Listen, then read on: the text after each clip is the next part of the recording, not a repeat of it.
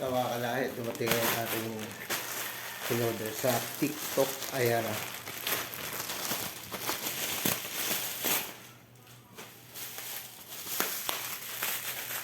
So guys. Ayan.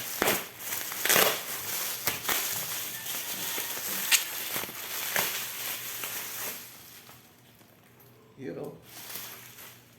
Sweet night. Ayan guys ha. Sweet night. Ayan. Bago tayo bumiyahe, kailangan natin magpabango guys. Ito.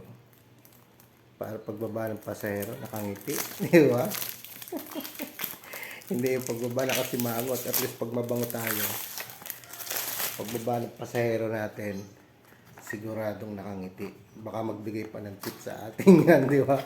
Ito guys, ito siya. Yan,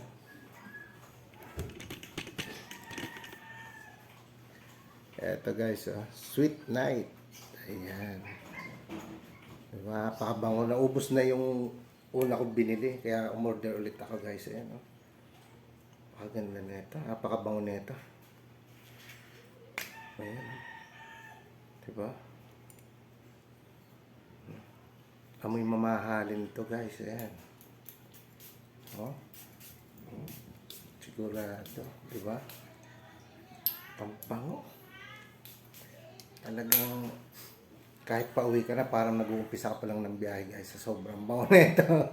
Ayan Kung gusto nyo guys na makabili na ito, visit lang kayo sa akin TikTok shop. Ayan. Mamimili na lang kayo kung anong gusto nyo. Pero ito napakabango nito guys. Para sa akin. Dalawang kulay blue. Ito yung medyo matingkad yung pagka-blue. Yung isa light. Pero ang pinili ko ito guys. Mabango siya. Ayan Mabango. May mga pambabae din guys. Mura lang to. 138 pesos lang. Makakabili ka na nito guys.